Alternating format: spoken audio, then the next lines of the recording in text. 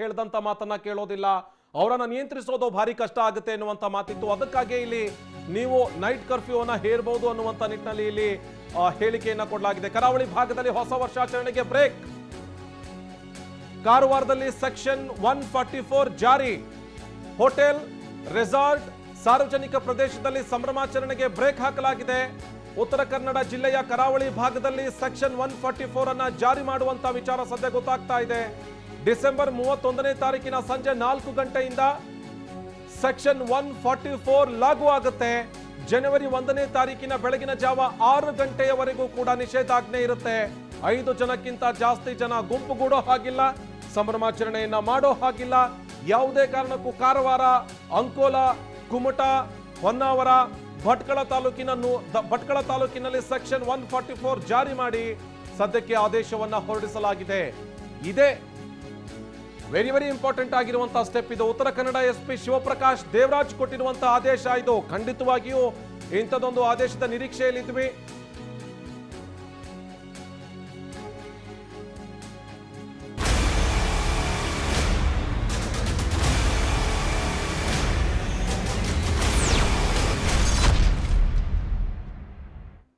Britain ಭೂತ ಸೃಷ್ಟಿ ಮಾಡಿರುವಂತಹ ಆತಂಕ ಎಷ್ಟರ ಮಟ್ಟಿಗಿದೆ ಅಂತ ಹೇಳಿದ್ರೆ, ಬೆಂಗಳೂರಿನಲ್ಲಿ ಸೀಲ್ ಡೌನ್ ಶುರುವಾಗಿದೆ.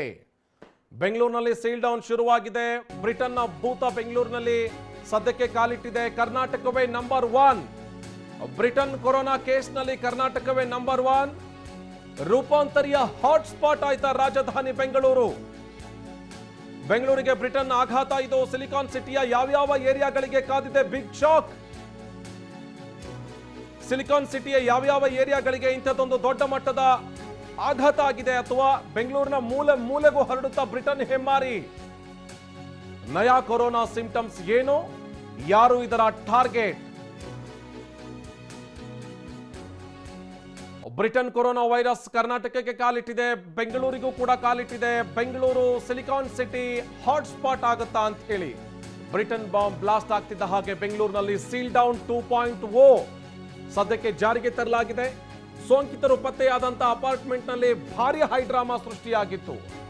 ನಿವಾಸಿಗಳ ಒತ್ತಾಯಕ್ಕೆ ಮಣಿದು ಪಾಲಿಕೆ ಅಧಿಕಾರಿಗಳು ಮಾಡಿದ್ದೇನೋ, ಅಪಾರ್ಟ್ಮೆಂಟ್ ಅನ್ನ ಸೀಲ್ ಡೌನ್ ಮಾಡೋದಕ್ಕೆ ಅಂತ ಹೇಳಿ ಅಧಿಕಾರಿಗಳು ಹೋಗಿದ್ರು. ಅಪಾರ್ಟ್ಮೆಂಟ್ ಅನ್ನ ಸೀಲ್ ಡೌನ್ ಮಾಡಿ ಒಳಗಡೆ ಇದ್ದಂತವ್ರನ್ನ ಆಸ್ಪತ್ರೆಗೆ ಶಿಫ್ಟ್ ಮಾಡಬೇಕು ಅಂತ ಹೇಳಿ. ಆದ್ರೆ ಅಪಾರ್ಟ್ಮೆಂಟ್ ನಲ್ಲಿರುವಂತಹ ನಿವಾಸಿಗಳು ಎಷ್ಟರ ಮಟ್ಟಿಗೆ ಒತ್ತಡ ಹೇರಿದ್ರು ಅಂತ ಹೇಳಿದ್ರೆ, ಅಧಿಕಾರಿಗಳಿಗೆ ಬೇರೆ ಆಪ್ಷನ್ ಇರಲಿಲ್ಲ. ಈ ಬ್ರಿಟನ್ ಬಾಂಬ್ ಬೆಂಗಳೂರಿನಲ್ಲಿ ಬ್ಲಾಸ್ಟ್ ಆಗಿದೆ. ಈ ಕಾರಣಕ್ಕಾಗಿಯೇ ಸೀಲ್ ಡೌನ್ 2.0 ಸದ್ಯಕ್ಕೆ ಶುರುವಾಗಿದೆ.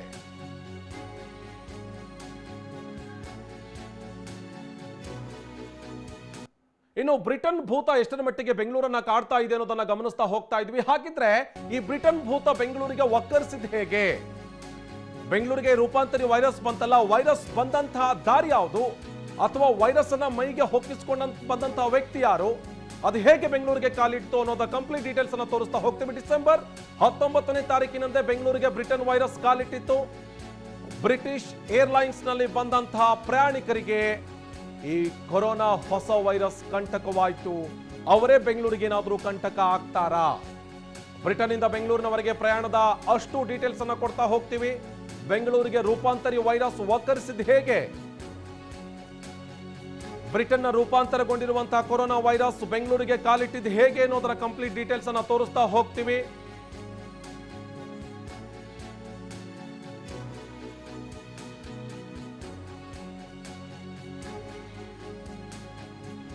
ಈ ಬ್ರಿಟನ್ ಭೂತ ಬೆಂಗಳೂರಿಗೆ ಹರಡಿದಂತಹ ರೀತಿ ಯಾವ ರೀತಿಯಾಗಿತ್ತು ಅನ್ನೋದನ್ನ ನೋಡ್ತಾ ಹೋದ್ರೆ, ಇದನ್ನ ಗಮನಿಸ್ತಾ ಹೋದ್ರೆ ನಾವಿಲ್ಲಿ ತೀರಾ ಇಂಪಾರ್ಟೆಂಟ್ ಆಗಿರುವಂತಹ ಒಂದಷ್ಟು ವಿಚಾರವನ್ನೇ ನೋಡ್ಲೇಬೇಕಾಗುತ್ತೆ. ಬೆಂಗಳೂರಿನ ಉತ್ತರಹಳ್ಳಿಯ ಇಬ್ಬರಲ್ಲಿ ರೂಪಾಂತರಗೊಂಡಿರುವಂತಹ ವೈರಸ್ ಪತ್ತೆಯಾಗಿತ್ತು.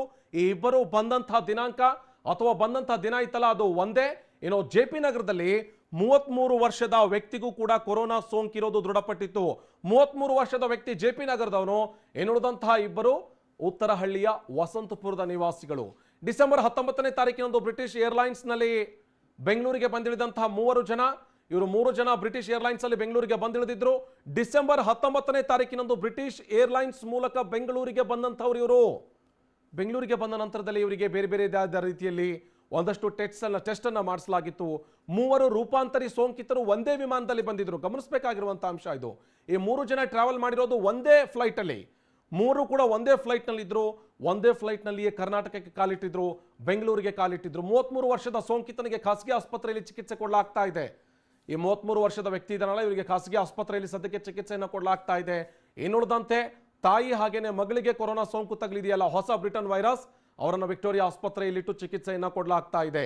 ಡಿಸೆಂಬರ್ 19ನೇ ತಾರೀಕಿನಂದೇ ಇದನ್ನ ಲೆಕ್ಕ ಹಾಕ್ತಾ ಹೋದ್ರೆ ಡಿಸೆಂಬರ್ 19ನೇ ತಾರೀಕಿನಂದೇ ಕರ್ನಾಟಕಕ್ಕೆ ಬೆಂಗಳೂರಿಗೆ ಕಾಲಿಟ್ಟಿತ್ತು ಈ ಬ್ರಿಟನ್ ವೈರಸ್ ಅನ್ನುವಂಥದ್ದು ಗೊತ್ತಾಗ್ತಾ ಇದೆ. ತಾಯಿ ಮಗಳಿಗೆ ವಿಕ್ಟೋರಿಯಾ ಆಸ್ಪತ್ರೆಯಲ್ಲಿ ಸದ್ಯಕ್ಕೆ ಚಿಕಿತ್ಸೆಯನ್ನು ಕೊಡಲಾಗ್ತಾ ಇದೆ. ಇದನ್ನ ಗಮನಿಸ್ತಾ ಹೋದ್ರೆ ಕರ್ನಾಟಕಕ್ಕೆ ಕೊರೋನಾ ವೈರಸ್ ಕಾಲಿಟ್ಟಿದ್ದೆ ಡಿಸೆಂಬರ್ 19ನೇ ತಾರೀಕು ಅನ್ನುವಂಥದ್ದು. ಈಗ ಸದ್ಯಕ್ಕೆ ಇಬ್ಬರನ್ನ ವಿಕ್ಟೋರಿಯಾ ಆಸ್ಪತ್ರೆಯಲ್ಲಿಟ್ಟು ಚಿಕಿತ್ಸೆಯನ್ನು ಕೊಡಲಾಗ್ತಾ ಇದೆ.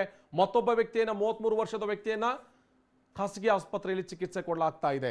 ಬೆಂಗಳೂರಿಗೆ ಒಂದೇ ವಿಮಾನದಲ್ಲಿ ಬಂದಿದ್ದಂತಹ ಸೋಂಕಿತರು, ಇದು ಗಮನಿಸಬೇಕಾಗಿರುವಂತಹ ಅಂಶ. ಸದ್ಯಕ್ಕೆ 3 ಜನರಿಗೆ ಕೊರೋನಾ ಪಾಸಿಟಿವ್ ಇದೆ, ಅದು ಬ್ರಿಟನ್ನ ವೈರಸ್ ಇಲ್ಲಿ ತಗುಲಿದೆ ಅನ್ನುವಂಥದ್ದು ಗೊತ್ತಾಗ್ತಾ ಇದ್ರು ಕೂಡ 3 ಜನ ಬಂದಿರೋದು ಒಂದೇ ಫ್ಲೈಟ್ ನಲ್ಲಿ. ಬೇರೆ ಬೇರೆ ಫ್ಲೈಟ್ ನಲ್ಲಿ ಬಂದಿದ್ರೆ ಆತಂಕ ತೀರಾ ಹೆಚ್ಚಾಗ್ತಾ ಇತ್ತು. 3 ಜನ ಒಂದೇ ಫ್ಲೈಟ್ ನಲ್ಲಿ ಬಂದಿದ್ರು, 3 ಸೋಂಕಿತರು ಕೂಡ ಒಂದೇ ವಿಮಾನದಲ್ಲಿ ಬಂದಿದ್ರು ಅನ್ನುವಂಥದ್ದು ಸದ್ಯ ಗೊತ್ತಾಗ್ತಾ ಇರುವಂತಹ ಅಂಶ. ಯಾಕೆ ಇದನ್ನ ಹೇಳ್ತಾ ಇದೀವಿ ಅಂತ ಹೇಳಿದ್ರೆ, ಬೇರೊಂದು ಫ್ಲೈಟ್ ನಲ್ಲಿ ಬಂದಿದ್ರೆ ಅಥವಾ ಇಬ್ಬರು ಒಂದು ಫ್ಲೈಟ್ ನಲ್ಲಿ ಮತ್ತೊಬ್ಬ ವ್ಯಕ್ತಿ ಇನ್ನೊಂದು ಫ್ಲೈಟ್ ನಲ್ಲಿ ಬಂದಿದ್ದೇ ಆಗಿದ್ದಿದ್ರೆ ಅವ್ರಿಗೂ ಕೂಡ ಏನಾದರೂ ಪಾಸಿಟಿವ್ ಬಂದಿದ್ರೆ ದೊಡ್ಡ ಮಟ್ಟದ ಆತಂಕ ಸೃಷ್ಟಿ ಆಗ್ತಾ ಇತ್ತು. ಇನ್ನು ಬಂದಂತಹ ಫ್ಲೈಟ್ ನಲ್ಲಿ ಇದ್ದಂತಹ ಇತರೆ ಪ್ರಯಾಣಿಕರ ಕಥೆ ಏನು? ಇವ್ರ ಜೊತೆ ಕೂತ್ಕೊಂಡಿರ್ತಾರೆ, ಇವ್ರ ಜೊತೆಗೆ ಮಾತನಾಡಿರ್ತಾರೆ ಕೆಲವೊಂದಷ್ಟು ಜನ, ಅಥವಾ ಅಲ್ಲಿ ಫ್ಲೈಟ್ ನಲ್ಲಿ ಬರುವಂತಹ ಸಂದರ್ಭದಲ್ಲಿ ಯಾವ್ಯಾವ ವ್ಯಕ್ತಿಗಳ ಜೊತೆಗೆ ಕಾಂಟ್ಯಾಕ್ಟ್ಗೆ ಬಂದ್ರು ಆ ವ್ಯಕ್ತಿಗಳ ಕಥೆ ಏನು? ಇವರ ಜೊತೆಗೆ ವಿಮಾನದಲ್ಲಿ ಪ್ರಯಾಣಿಸಿರುವಂತಹ ವ್ಯಕ್ತಿಗಳ ಕಥೆ ಏನು? ಇದನ್ನೆಲ್ಲ ಗಮನಿಸ್ತಾ ಹೋದ್ರೆ ಬಂದಂತಹ ಫ್ಲೈಟ್ ನಿಂದ ಹಿಡಿದು ಅವರು ಬಂದಂತ ದಾರಿನಲ್ಲಿ ಯಾರನ್ನ ಭೇಟಿ ಆಗಿದ್ರು, ಯಾರ ಜೊತೆಗೆ ಪ್ರೈಮರಿ ಕಾಂಟ್ಯಾಕ್ಟಿಗೆ ಬಂದಿದ್ರು, ಅವರು ಬಂದಂತ ಸಂದರ್ಭದಲ್ಲಿ ಬೆಂಗಳೂರಿಗೆ ಯಾರ ಜೊತೆಗೆ ಕಾಂಟ್ಯಾಕ್ಟಿಗೆ ಬಂದಿದ್ರು, ಅದಾದ ನಂತರದಲ್ಲಿ ಯಾರ್ಯಾರ ಸಂಪರ್ಕಕ್ಕೆ ಬಂದು ಅವ್ರು ವಾಪಸ್ ಮನೆಗೆ ಹೋಗಿದ್ರು, ಇದೆಲ್ಲವೂ ಕೂಡ ತೀರಾ ಇಂಪಾರ್ಟೆಂಟ್ ಆಗಿರುವಂತಹ ವಿಚಾರ. ಯಾಕೆ ಈ ಮಾತನ್ನು ಹೇಳ್ತಾ ಇದ್ದೀವಿ ಅಂತ ಹೇಳಿದ್ರೆ, ಯಾಕೆ ಸಹ ಪ್ರಯಾಣಿಕರ ಕಥೆ ಏನು ಅಂತ ಹೇಳಿ ಕೇಳ್ತಾ ಇದ್ದೀವಿ ಅಂತ ಹೇಳಿದ್ರೆ, ಈ ಹೊಸ ಬ್ರಿಟನ್ ವೈರಸ್ ಇದೆಯಲ್ಲ, ಇದು ಅತ್ಯಂತ ವೇಗವಾಗಿ ಹರಡುವಂತ ವೈರಸ್. ಇದು ಅತ್ಯಂತ ವೇಗವಾಗಿ ಹರಡುತ್ತೆ ಎನ್ನುವಂತ ಕಾರಣಕ್ಕಾಗಿಯೇ ಈ ವಿಮಾನದಲ್ಲಿ ಇದ್ದಂಥ ಮತ್ತೊಂದಷ್ಟು ಪ್ರಯಾಣಿಕರಿಗೆ ಏನಾದರೂ ಕೊರೋನಾ ಹೊಸ ವೈರಸ್ ಪಾಸಿಟಿವ್ ಬಂತ ಅನ್ನುವಂಥ ಆತಂಕ ಸೃಷ್ಟಿ ಆಗ್ತಾ ಇದೆ. ಡಿಸೆಂಬರ್ 19ನೇ ತಾರೀಕಿನಂದು ಬ್ರಿಟಿಷ್ ಏರ್ವೇಸ್ನಲ್ಲಿ ಏನೋ ಕರ್ನಾಟಕಕ್ಕೆ ಬೆಂಗಳೂರಿಗೆ ಕಾಲಿಟ್ಟರು, ಬ್ರಿಟಿಷ್ ಏರ್ವೇಸ್ನಲ್ಲಿ ಅವರಿಂದಲೇ ಇಂಥದ್ದೊಂದು ಆತಂಕ ಸೃಷ್ಟಿ ಆಗ್ತಾ ಇದೆ. ಆ ಪೈಕಿ ಇಬ್ಬರಿಗೆ ಸದ್ಯ ವಿಕ್ಟೋರಿಯಾ ಆಸ್ಪತ್ರೆಯಲ್ಲಿ ಚಿಕಿತ್ಸೆ ಕೊಡಲಾಗ್ತಾ ಇದೆ. ಇನ್ನೊಬ್ಬ ವ್ಯಕ್ತಿಗೆ ಖಾಸಗಿ ಆಸ್ಪತ್ರೆಯಲ್ಲಿ ಸದ್ಯಕ್ಕೆ ಚಿಕಿತ್ಸೆಯನ್ನು ಕೊಡಲಾಗ್ತಾ ಇದೆ. ಇವರು ಇಲ್ಲಿ ಗಮನಿಸ್ತಾ ಹೋದಂಥ ಸಂದರ್ಭದಲ್ಲಿ ಇವ್ರಿಗೇನು ಸಿಂಪ್ಟಮ್ಸ್ ಇರುತ್ತೆ? ಈ ಹೊಸ ಕೊರೋನಾ ವೈರಸ್ ಸೃಷ್ಟಿ ಮಾಡುವಂತ ಆತಂಕ ಈಗ ಒಂದ್ ಕಡೆ ಆದ್ರೆ,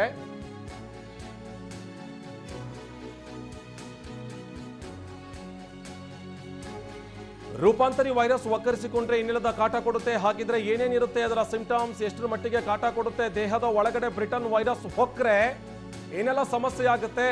ಈ ರೂಪಾಂತರಿ ವೈರಸ್ನ ಲಕ್ಷಣಗಳು ಏನೇನು?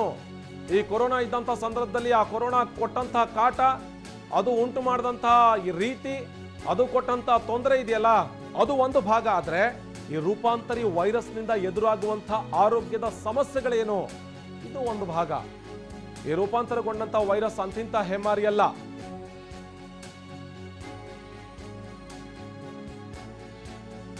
ಇಲ್ಲಿ ರೂಪಾಂತರಗೊಂಡಿರುವಂತಹ ವೈರಸ್ ಇದೆಯಲ್ಲ, ಈ ವೈರಸ್ ಸೃಷ್ಟಿ ಮಾಡುವಂತಹ ಆತಂಕ ಯಾಕೆ ಅಂತ ನೋಡ್ತಾ ಹೋದ್ರೆ ಇದರಿಂದ ಆಗುವಂತಹ ಸಮಸ್ಯೆ ಏನು? ಹಸಿವೆ ಆಗದೆ ಇರೋದು, ಚರ್ಮದಲ್ಲಿ ಗುಳ್ಳೆಗಳು ಎದ್ದೇಳ್ತವೆ, ಒಬ್ಬೊಬ್ಬರಿಗೆ ಹೊಟ್ಟೆ ಹಸಿಯೋದಿಲ್ಲ, ಅದರ ಜೊತೆಗೆ ಚರ್ಮದ ಮೇಲೆ ಗುಳ್ಳೆಗಳು ಎದ್ದೇಳ್ತವೆ. ಇದರ ಗುಣಲಕ್ಷಣಗಳನ್ನು ಗಮನಿಸ್ತಾ ಹೋದಂಥ ಸಂದರ್ಭದಲ್ಲಿ ರೂಪಾಂತರಿ ವೈರಸ್ ಒಕ್ಕರಿಸಿದ್ರೆ ಮಾನಸಿಕ ಗೊಂದಲ ಶುರುವಾಗುತ್ತೆ. ಒಂದು ರೀತಿಯಾಗಿ ಮಾನಸಿಕವಾಗಿ ತೊಂದರೆ ಆಗೋದಕ್ಕೆ ಶುರುವಾಗುತ್ತೆ. ಮಾನಸಿಕವಾಗಿ ಗೊಂದಲದಲ್ಲಿರ್ತೀವಿ, ಏನೇ ಕೆಲಸ ಮಾಡೋದಕ್ಕೆ ಹೋದ್ರೂ ಕೂಡ ಗೊಂದಲದಲ್ಲಿಯೇ ಕೆಲಸ ಮಾಡ್ತಾ ಇರ್ತೀವಿ. ಈ ರೂಪಾಂತರಿ ವೈರಸ್ನ 7 ಮುಖಗಳಲ್ಲಿ ಇದು 3ನೇ ಮುಖ. ಇದೇನಾದರೂ ಒಕ್ಕರಿಸಿದ್ರೆ ಮಾನಸಿಕವಾಗಿ ಗೊಂದಲ ಇರುತ್ತೆ, ಅದರ ಜೊತೆಗೆ ಹೊಟ್ಟೆ ಹಸಿಯೋದಿಲ್ಲ, ಚರ್ಮದ ಮೇಲೆ ಕೆಲವೊಂದಷ್ಟು ಗುಳ್ಳೆಗಳಾಗುವಂತಹ ಸಾಧ್ಯತೆಯೂ ಕೂಡ ಇದೆ. ಇನ್ನು ರೂಪಾಂತರಿ ವೈರಸ್ ದಾಳಿ ಮಾಡಿದ್ರೆ ಜ್ವರ ಕಾಣಿಸಿಕೊಳ್ಳುತ್ತೆ. ಹಿಂದೆ ಕೊರೋನಾ ಬಂದಂಥ ಸಂದರ್ಭದಲ್ಲೂ ಕೂಡ ಈ ವೈರಸ್ ಅಟ್ಯಾಕ್ ಆದಂಥ ಸಂದರ್ಭದಲ್ಲಿ ಜ್ವರ ಕಾಣಿಸಿಕೊಳ್ತಾ ಇತ್ತು. ಅದೇ ರೀತಿಯಾಗಿ ಹೊಸ ತಳಿಯ ವೈರಸ್ ಏನಾದರೂ ಅಟ್ಯಾಕ್ ಆದರೆ ಆಗ್ಲೂ ಕೂಡ ಜ್ವರ ಕಾಣಿಸಿಕೊಳ್ಳುತ್ತೆ. ಜ್ವರ ಕಾಣಿಸಿಕೊಳ್ಳೋದು ಇದರಲ್ಲೂ ಕೂಡ ಕಾಮನ್ ಅನ್ನುವಂಥದ್ದು ಸದ್ಯ ಗೊತ್ತಾಗ್ತಾ ಇದೆ. ಇದು 4ನೆಯ ಸಿಂಪ್ಟಮ್ಸ್ ಇದು, ಅಥವಾ 4ನೆಯ ಗುಣಲಕ್ಷಣ ಇದು. ರೂಪಾಂತರಿ ವೈರಸ್ನಿಂದ ವಾಸನೆ ಗೊತ್ತಾಗೋದಿಲ್ಲ. ಹಳೆ ಕೊರೋನಾ ವೈರಸ್ ಇದ್ದಂಥ ಸಂದರ್ಭದಲ್ಲೂ ಕೂಡ ವಾಸನೆ ಗೊತ್ತಾಗ್ತಾ ಇರಲಿಲ್ಲ. ಈ ಕೆಲವೊಂದಷ್ಟು ಜನರಿಗೆ ಏನೇ ಅದನ್ನ ನೋಡಿದಂಥ ಸಂದರ್ಭದಲ್ಲಿ, ಅದನ್ನ ಹೋಗಿ ವಾಸನೆ ನೋಡಿದಂಥ ಸಂದರ್ಭದಲ್ಲಿ ಅದು ಯಾವ ವಾಸನೆ ಅನ್ನೋದು ಗೊತ್ತಾಗ್ತಾ ಇರಲಿಲ್ಲ. ಅಷ್ಟರ ಮಟ್ಟಿಗೆ ವಾಸನೆ ಕಂಪ್ಲೀಟ್ ಆಗಿ ನಿಂತು ಹೋಗ್ತಿತ್ತು ವೈರಸ್ನಿಂದಾಗಿ. ಈ ಹೊಸ ತಳಿಯ ಪ್ರಭೇದದ ವೈರಸ್ನಿಂದಾಗಿಯೂ ಕೂಡ ವಾಸನೆ ಗೊತ್ತಾಗೋದಿಲ್ಲ. ಇನ್ನು ರೂಪಾಂತರಿ ವೈರಸ್ನಿಂದ ರುಚಿಯನ್ನು ಕಂಡು ಹಿಡಿಯೋದಕ್ಕೆ ಸಾಧ್ಯ ಇಲ್ಲ. ಹಳೆ ಸಿಂಪ್ಟಮ್ಸ್ ಇದು. ಈ ರುಚಿಯನ್ನು ಕೂಡ ಗೊತ್ತಿಡೋದಕ್ಕೆ ಸಾಧ್ಯ ಆಗೋದಿಲ್ಲ. ಟೇಸ್ಟ್ ಹೋಗ್ಬಿಡುತ್ತೆ. ನಾಲ್ಗೆಗೆ ನೀವು ಏನು ತಿಂತಾ ಇದ್ದೀರಿ ಅಥವಾ ಏನು ಕುಡಿತಾ ಇದ್ದೀರಿ ಅನ್ನೋಂಥದ್ದು ಯಾವುದೂ ಕೂಡ ಗೊತ್ತಾಗೋದಿಲ್ಲ. ದೇಹಕ್ಕೆ ಸೀದಾ ಹೋಗುತ್ತೆ ಅನ್ನೋದು ಬಿಟ್ಟರೆ ನಾಲ್ಗೆಗೆ ಒಂಚೂರು ಟೇಸ್ಟ್ ಗೊತ್ತಾಗೋದಿಲ್ಲ. ಒಣ ಕಫ ಕೂಡ ರೂಪಾಂತರಿ ವೈರಸ್ನದ್ದೇ ಲಕ್ಷಣ. ಇದೊಂದು ಗಮನಿಸಬೇಕಾಗಿರುವಂತಹ ಅಂಶ. ಈ ವೈರಸ್ನಲ್ಲಿ ಒಣ ಕಫ ಇರುತ್ತೆ, ತಲೆನೋವಿರುತ್ತೆ, ಸ್ನಾಯುಗಳಲ್ಲೂ ಕೂಡ ನೋಯುತ್ತೆ ಎನ್ನುವಂಥ ವಿಚಾರ ಗೊತ್ತಾಗುತ್ತೆ. ಸ್ನಾಯು ನೋವು ಅದರಲ್ಲೂ ಕೂಡ ಇತ್ತು. ಈ ಜಾಯಿಂಟ್ಗಳು ಪೇನ್ ಆಗುವಂಥದ್ದು ಅಥವಾ ಈ ಹಿಂದೆ ಬ್ಯಾಕ್ ಪೇನ್ ಬರುವಂತಹ ಎಲ್ಲ ಲಕ್ಷಣಗಳು ಅದರಲ್ಲೂ ಕೂಡ ಇದ್ವು. ತಲೆನೋವು ಯೂಶಲಿ ಕೆಲವೊಂದಷ್ಟು ಜನರಿಗೆ ತಲೆನೋವು ಆಗ್ತಾ ಇತ್ತು. ಅದರ ಜೊತೆಗೆ ಈ ಒಣ ಕಫ ಇದೆಯಲ್ಲ ಅದು ಕೂಡ ಈ ರೋಗದ ಲಕ್ಷಣ ಅನ್ನುವಂಥದ್ದು ಗೊತ್ತಾಗ್ತಾ ಇದೆ. ರೂಪಾಂತರ ವೈರಸ್ ಬಂದಿದೆಯಲ್ಲ ಅದರ ಗುಣಲಕ್ಷಣ.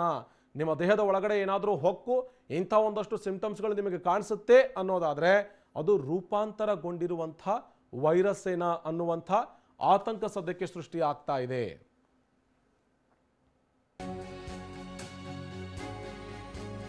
ಈ ಕೊರೋನಾ ಬಂದು ಹೋದಂತಹ ಜನ ಇರ್ತಾರಲ್ಲ, ಅವ್ರು ಒಂಚೂರು ಏನಾಗಲ್ಲ ಬಿಡು, ಬಂದು ಹೋಗಿದೆ, ಇನ್ನೊಂದ್ಸತಿ ಬರಲ್ಲ ಅಂತೇಳಿ ಬೇಜವಾಬ್ದಾರಿತನ ಮೆರಿತಾ ಇರ್ತಾರೆ. ಇಂಥವ್ರು ಎಚ್ಚರಿಕೆಯಿಂದ ಇರಬೇಕು, ಅತ್ಯಂತ ಎಚ್ಚರಿಕೆಯಿಂದ ಇರಬೇಕು. ಯಾಕೆ ಅಂತ ಹೇಳಿದ್ರೆ ಹೊಸ ಕೊರೋನಾ ವೈರಸ್ ಇದೆಯಲ್ಲ ಅದು ಯಾರನ್ನು ಕೂಡ ಬಿಡೋದಿಲ್ಲ, ಬರುವಂತಹ ಸಾಧ್ಯತೆ ಜಾಸ್ತಿ ಇದೆ. ಯಾರನ್ನು ಕೂಡ ಬಿಡೋದಿಲ್ಲ ಅಂತ ಹೇಳಿದ್ರೆ ಪ್ರತಿಯೊಬ್ಬರಿಗೂ ಬರುತ್ತೆ ಅಂತಲ್ಲ.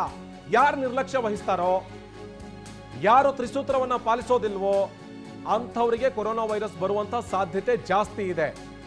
ಈ ಹಿಂದೆ ಹಳೆ ಕೊರೋನಾ ಬಂದ್ ಹೋಗಿದೆ ಅಂತ ಹೇಳಿ ಯಾಮಾರಿ ನೀವೇನಾದ್ರೂ ಬೇಜವಾಬ್ದಾರಿತನ ತೋರಿಸಿ ನೀವು ಓಡಾಡ್ತಾ ಇದ್ರೆ ಈ ಬ್ರಿಟನ್ ವೈರಸ್ ಬರುವಂತಹ ಸಾಧ್ಯತೆ ಹೆಚ್ಚಿದೆ.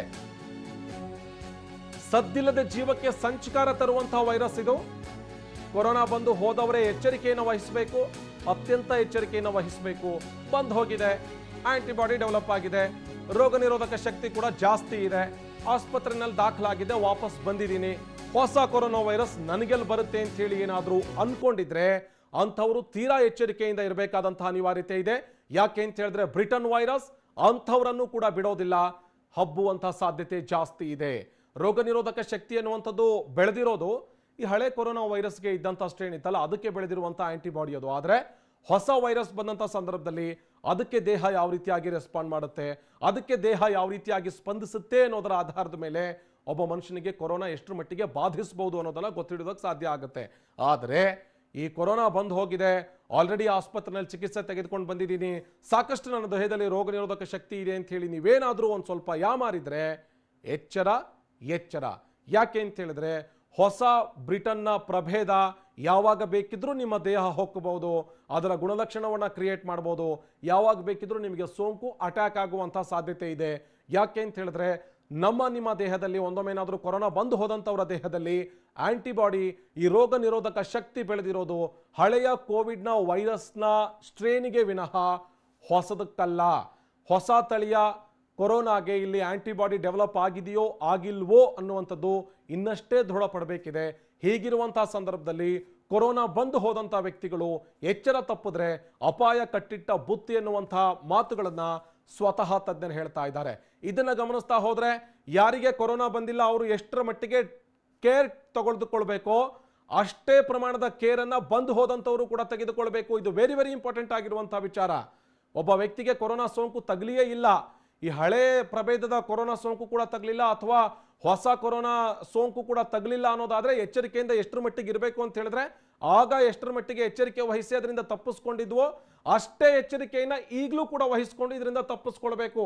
ಒಂಚೂರು ಆ ಕಡೆ ಈ ಕಡೆ ಆಗಿ ಯಾಮಾರಿದ್ರೆ ಖಡಾಖಂಡಿತವಾಗಿ ಅಪಾಯ ಕಟ್ಟಿಟ್ಟ ಬುತ್ತಿ ಎನ್ನುವಂಥ ನಿಟ್ಟಿನಲ್ಲಿ ಸ್ವತಃ ಇಲ್ಲಿ ತಜ್ಞರು ಹಾಗೇನೆ ವೈದ್ಯರು ಹೇಳ್ತಾ ಇರುವಂತಹ ಮಾತು. ಹೊಸದಾಗಿ ರೋಗ ನಿರೋಧಕ ಶಕ್ತಿ ರೂಪುಗೊಂಡ್ರಷ್ಟೇ ತಡೆಯೋದಕ್ಕೆ ಸಾಧ್ಯ ಆಗುತ್ತೆ. ಅದನ್ನೇ ಹೇಳ್ತಾ ಇದ್ದೆ. ನಿಮ್ಮ ದೇಹದಲ್ಲಿ ಏನಾದರೂ ಈ ಹೊಸ ಆಂಟಿಬಾಡಿ ಅಥವಾ ಹೊಸ ರೋಗ ನಿರೋಧಕ ಶಕ್ತಿ ಏನಾದರೂ ಬೆಳೆದಿದ್ರೆ ಮಾತ್ರ ನಿಮಗೆ ಇದರಿಂದ ತಪ್ಪಿಸ್ಕೊಳ್ಳೋದಕ್ಕೆ ಸಾಧ್ಯ ಆಗುತ್ತೆ. ಇಲ್ಲದೆ ಹೋದ್ರೆ ಖಡಾಖಂಡಿತವಾಗಿ ಸಾಧ್ಯ ಆಗೋದಿಲ್ಲ.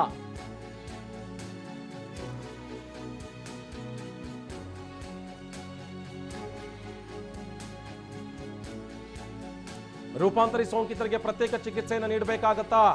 ಕೊರೋನಾ ಸೋಂಕಿತರ ಜೊತೆಗೆ ರೂಪಾಂತರಿ ಸೋಂಕಿತರಿಗೆ ಚಿಕಿತ್ಸೆಯನ್ನು ನೀಡುವಂತಿಲ್ವಾ? ಇಲ್ಲಿ ಚಿಕಿತ್ಸೆ ವಿಧಾನ ಅದರ ಜೊತೆಗೆ ಚಿಕಿತ್ಸೆ ಕೊಡಬೇಕಾದಂತಹ ಜಾಗ ಇದೆಯಲ್ಲ, ಇದು ವೆರಿ ವೆರಿ ಇಂಪಾರ್ಟೆಂಟ್. ಇದು ಎಷ್ಟು ದಿನ ಕ್ವಾರಂಟೈನ್ ಅಲ್ಲಿ ಇಡಬೇಕು ಅವರನ್ನ, ಎಷ್ಟು ದಿನ ಐಸೋಲೇಷನ್ ಅಲ್ಲಿ ಇಡಬೇಕು, ಎಲ್ಲಿ ಅವರಿಗೆ ಚಿಕಿತ್ಸೆಯನ್ನು ಕೊಡಬೇಕು, ಈ ಹಳೆ ಕೊರೋನಾ ಬಂದಂತಹ ವ್ಯಕ್ತಿಗಳ ಜೊತೆಗೇನೆ ಇಟ್ಟು ಚಿಕಿತ್ಸೆ ಕೊಡಬೇಕಾ ಅಥವಾ ಅವರಿಗೆ ಸಪರೇಟ್ ಆಗಿರುವಂತಹ ಘಟಕವನ್ನ ನಿರ್ಮಾಣ ಮಾಡಿ ಅಲ್ಲಿ ಚಿಕಿತ್ಸೆಯನ್ನ ಕೊಡಬೇಕಾ?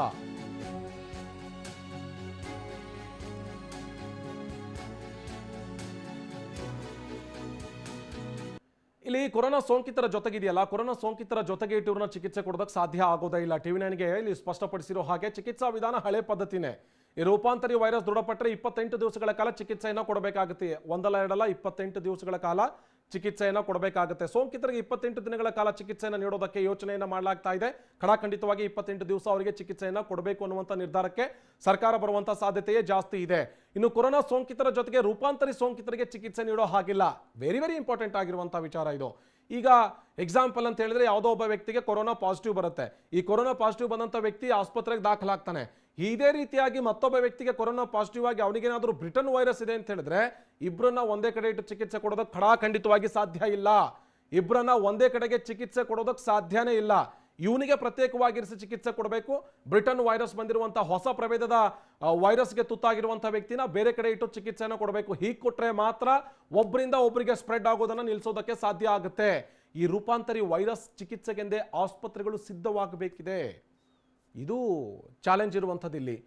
ಈ ಹಳೆ ಸ್ಟ್ರೇನಿಗೆ ವೈರಸ್ ಯಾರಿಗಾದ್ರೂ ಬಂದಂಥ ಸಂದರ್ಭದಲ್ಲಿ ಅವರನ್ನ ಇಟ್ಟು ಚಿಕಿತ್ಸೆ ಕೊಡುವಂಥ ಘಟಕದಲ್ಲಿಯೇ ಹೊಸ ಬ್ರಿಟನ್ ವೈರಸ್ ಬಂದಂಥವ್ರನ್ನ ಇಟ್ಟು ಚಿಕಿತ್ಸೆ ಕೊಡೋದಕ್ಕೆ ಸಾಧ್ಯ ಆಗೋದಿಲ್ಲ. ಈ ಕಾರಣಕ್ಕಾಗಿ ಆಸ್ಪತ್ರೆಗಳು ಹೊಸ ಘಟಕಗಳನ್ನು ನಿರ್ಮಾಣ ಮಾಡಬೇಕಾಗುತ್ತೆ ಅಥವಾ ಹೊಸ ವಿಭಾಗಗಳನ್ನು ನಿರ್ಮಾಣ ಮಾಡಬೇಕಾಗುತ್ತೆ. ಪ್ರತ್ಯೇಕವಾಗಿ ಚಿಕಿತ್ಸೆಗೆ ವ್ಯವಸ್ಥೆಯನ್ನು ಕೂಡ ಮಾಡಬೇಕಾಗುತ್ತೆ. ಪ್ರತ್ಯೇಕವಾಗಿ ಚಿಕಿತ್ಸೆ ನೀಡೋ ಬಗ್ಗೆ ನಿರ್ಲಕ್ಷ್ಯ ಮಾಡೋ ಹಾಗಿಲ್ಲ. ಇರ್ಲಿ ಬಿಡು, ಇವ್ರಿಗೂ ಕೊರೋನಾ ಇದೆ ಅವ್ರಿಗೂ ಕೊರೋನಾ ಇದೆ ಅಂತ ಇಬ್ಬರನ್ನು ಸೇರಿಸಿ ಏನಾದರೂ ಚಿಕಿತ್ಸೆ ಕೊಡೋದಕ್ಕೆ ಮುಂದಾದ್ರೂ ಖಡಾಖಂಡಿತವಾಗಿ ಹಬ್ಬುವಂಥ ಪ್ರಮಾಣ ಇದೆಯಲ್ಲ ಅದು ತೀರಾ ಜಾಸ್ತಿ ಆಗಿ ಹೋಗುತ್ತೆ. ಇನ್ನು 14 ದಿನ ಕ್ವಾರಂಟೈನ್ ಅನಿವಾರ್ಯ, ಮ್ಯಾಂಡೇಟರಿ ಮಾನಿಟರ್ಡ್ ಕ್ವಾರಂಟೈನ್ ಅನ್ನುವಂಥ ಮಾತನ್ನ ಟಿವಿ9ಗೆ ಮಾತನಾಡುವಂಥ ಸಂದರ್ಭದಲ್ಲಿ ಡಾಕ್ಟರ್ ಚೇತನ್ ಹೇಳ್ತಾ ಇದ್ರು. ವೆರಿ ಇಂಪಾರ್ಟೆಂಟ್ ಆಗಿರುವಂಥ ವಿಚಾರವನ್ನು ಅವರು ಮೆನ್ಷನ್ ಮಾಡಿದ್ರು. ಕನಿಷ್ಠ 14 ದಿನಗಳ ಕಾಲ ಕ್ವಾರಂಟೈನ್ ಮಾಡಲೇಬೇಕಿಲ್ಲಿ. ಅವ್ರು ಹೇಳ್ತಾ ಇರೋದು ಬರೀ ಕ್ವಾರಂಟೈನ್ ಅಲ್ಲ, ಅದು ಇಲ್ಲಿ ಮ್ಯಾಂಡೇಟ್ ಮಾಡಬೇಕು. ಅದನ್ನ ಪಕ್ಕ ಇಲ್ಲಿ ಯಾವುದೇ ಕಾರಣಕ್ಕೂ ಕೂಡ ಆ ಕಡೆ ಈ ಕಡೆ ಆಗೋ ಹಾಗೆ ಇಲ್ಲ, ನಿಗದಿ ಮಾಡಿ ಬಿಟ್ಟುಬಿಡಬೇಕು. 14 ದಿವಸಗಳ ಕಾಲ ಕಡ್ಡಾಯವಾಗಿ ಇವರನ್ನ ಕ್ವಾರಂಟೈನ್ ಇಡಬೇಕು. ಎಷ್ಟರ ಮಟ್ಟಿಗೆ ಇವರನ್ನ ಮ್ಯಾಂಡೇಟ್ ಮಾಡಬೇಕು, ಅದರ ಜೊತೆಗೆ ಮಾನಿಟರ್ ಮಾಡಬೇಕು. ಮಾನಿಟರ್ ಹೇಗೆ? 14 ದಿವಸಗಳ ಕಾಲ ಇಂಥವ್ರು ಯಾವುದೇ ಕಾರಣಕ್ಕೂ ಹೊರಗಡೆ ಓಡಾಡೋ ಹಾಗಿಲ್ಲ, ಓಡಾಡದೇ ಇರೋ ಹಾಗೆ ಅವ್ರ ಮೇಲೆ ನಿಗಾ ಇಡಬೇಕು. ಇಂಥದ್ದೊಂದು ಮಾನಿಟರಿಂಗ್ ಮಾಡಿ ಕ್ವಾರಂಟೈನ್ ಮಾಡಿದ್ರೆ ಮಾತ್ರ ಇದು ಹಬ್ಬೋದನ್ನು ನಿಲ್ಲಿಸೋದಕ್ಕೆ ಸಾಧ್ಯ ಆಗುತ್ತೆ ಎನ್ನುವಂಥ ನಿಟ್ಟಿನಲ್ಲಿ ತಜ್ಞ ವೈದ್ಯರು ಹೇಳ್ತಾ ಇರೋದು. ಯಾಕೆ ಈ ಮಾತನ್ನು ಹೇಳ್ತಾ ಇದ್ದಾರೆ ಅಂತ ಹೇಳಿದ್ರೆ, ಅವ್ರು ಹೊರಗಡೆ ಓಡಾಡಿದಂಥ ಸಂದರ್ಭದಲ್ಲಿ ಹೊರಗಡೆ ಇರುವಂಥ ವ್ಯಕ್ತಿಗಳಿಗೂ ರಿಸ್ಕು, ಮನೆಯಲ್ಲಿದ್ದು ಬೇರೆಯವ್ರ ಜೊತೆಗೆ ಬೆರೀತಾರೆ ಅಂತ ಹೇಳಿದ್ರೆ ಅಂಥವರಿಗೂ ರಿಸ್ಕು. ಯಾಕೆ ಅಂತ ಹೇಳಿದ್ರೆ ಮೊದಲೇ ಇದು ಮಕ್ಕಳಿಗೆ ಸಾಕಷ್ಟು ಬಾಧಿಸುತ್ತೆ ಎನ್ನುವಂಥ ಮಾತಿದೆ. ಇಂಥ ಸಂದರ್ಭದಲ್ಲಿ ಏನಾದರೂ ರೂಪಾಂತರಿ ವೈರಸ್ ಇರುವಂಥ ವ್ಯಕ್ತಿ ಮಕ್ಕಳ ಜೊತೆಗೆ ಸಂಪರ್ಕಕ್ಕೆ ಬಂದರೆ ಅಥವಾ ಮನೆಯವರ ಜೊತೆಗೆ ಸಂಪರ್ಕಕ್ಕೆ ಬಂದರೆ ದೊಡ್ಡ ಮಟ್ಟದಲ್ಲಿ ಸಮಸ್ಯೆ ಆಗುವಂತಹ ಸಾಧ್ಯತೆ ಇದೆ. ಇದೇ ಕಾರಣಕ್ಕಾಗಿಯೇ ಇಲ್ಲಿ ತಜ್ಞ ವೈದ್ಯರು ಹೇಳ್ತಾ ಇರುವಂಥ ಮಾತು, ಯಾವುದೇ ಕಾರಣಕ್ಕೂ ಇಲ್ಲಿ ಮೈ ಮರೆಯುವಂಥ ಅವಶ್ಯಕತೆ ಇಲ್ಲ. ಮೈ ಮರೆತು ಎಚ್ಚರ ತಪ್ಪಿದ್ರೆ ಅಪಾಯ ಫಿಕ್ಸ್ ಅನ್ನುವಂಥ ಮಾತುಗಳನ್ನ ಹೇಳ್ತಾ ಇದ್ದಾರೆ.